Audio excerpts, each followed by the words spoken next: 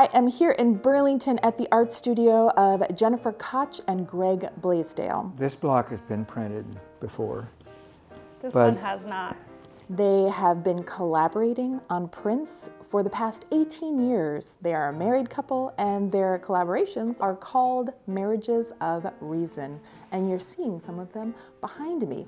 They're also my neighbors and they're artistic and creative and the best neighbors ever.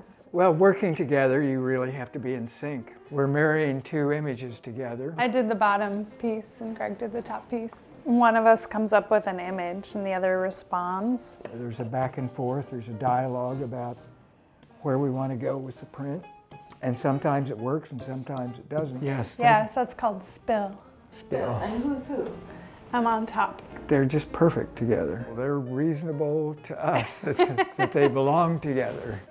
It was fun. Oh, it's fun. And work, And, too. You know, it can be endlessly inventive. Let's leave a space. Yeah, I think so.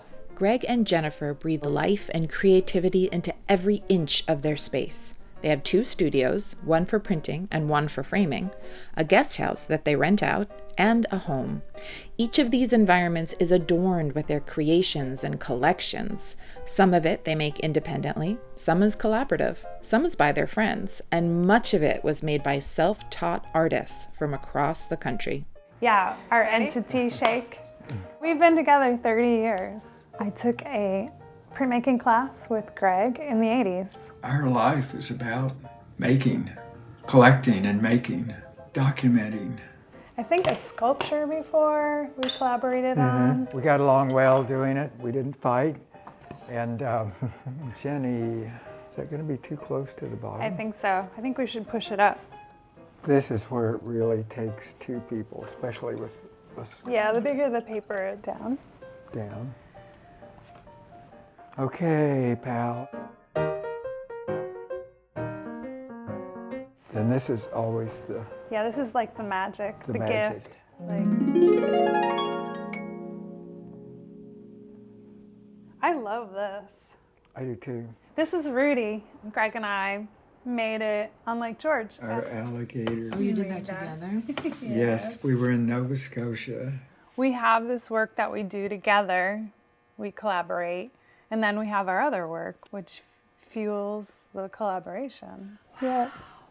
Yeah, face jugs. Now, did one person make these? That's a family, the Huell family. In 1968, Gregg wrote a seminal article in the magazine Art in America about grassroots artists and their creations. Gregg documented and promoted this unconventional outsider art form and helped it become seen and accepted in the art world. When I was growing up, just a block from my house, lived a man named David Rousseau. And in his front yard, he built a goldfish pond. And above it, he built a concrete village. When I went to the University of Kansas eventually, and his brother had told him about a place in western Kansas called the Garden of Eden. This is Ed Root. And most of this was word of mouth at the time, you know. Finding them. Anyway, there were several people in the area, and all of a sudden it struck me that this was a real phenomenon. Nobody had covered this work before. If I did this again, I would leave primitive out. It was a traveling exhibition that traveled around the U.S. This was the Walker Art Center exhibition. This was the big show by Jesse Howard, the man with signs of wonder. Queenie was in the front and the cat was in the back, and we would take them to town with him. He had read the Bible 17 times.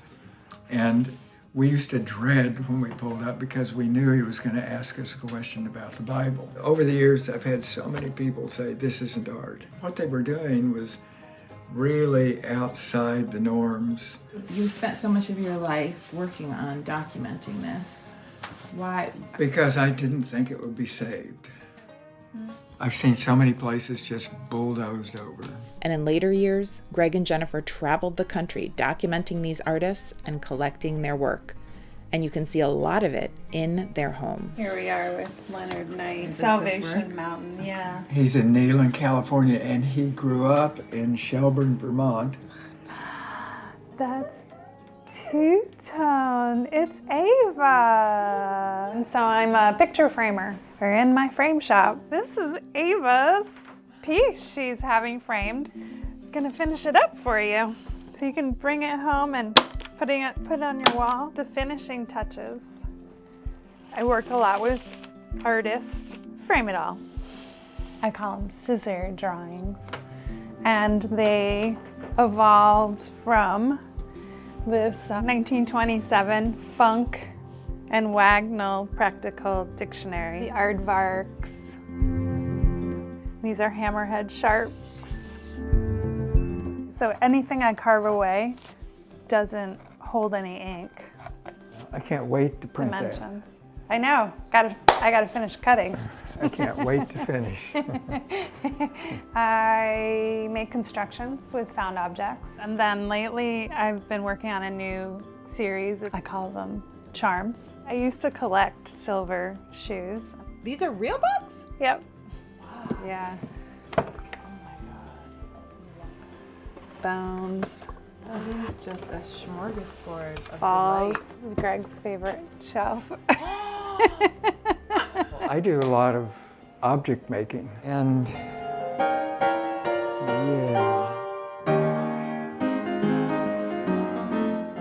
I think I'm going to show these in my Yeah, I think you should. Life and death rattles. Life and Death Rattles. Yeah. I just made this one for Jennifer's birthday. Death Rattle Battle. It has a nice mellow kind of sound to it. I found that I really enjoyed that rattling and making the rattle. Holds the door open. Gregg made this. It's his mud ball. How long did you teach? Almost 30 years. It feels like 23 years ago. Dubuque Lane Guest House. There's not another B&B like this. Nope. I mean, we definitely put our stamp on it. Our friend Faye Jones made that. I did this one. They go together because they're a couple.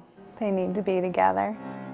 Don't cry over spilt ink, right? That's true. There's a piece called Slip Up. Those two pieces seem to be meant for each other. It's one of our early prints. You like that one? Yeah, so what do you have? Phthalo blue and black. A touch of black? Boy, I don't know, Jennifer. Ooh, yeah, there you go. It's nice to see this block again. I know, I love it. I'm ready. I'm ready to print. Yeah, it's nice to see you working too. Yeah. There. Oh, yes. And there. Down. I'm at I-9. Go down. Ahoy! Little puckering. Yep. Little underinked. You can see some of Jennifer and Gregg's work at the New Art Studio December 7th through 17th in Burlington, and we will get stuck in Vermont with you again real soon. Thanks, neighbors. Okay, let's just do the beginning real fast. We're using 7 days. Nice. 7 days. It does all sorts of things. It burns my fire, and people use it in composting in the garden. Very versatile. Seed on it.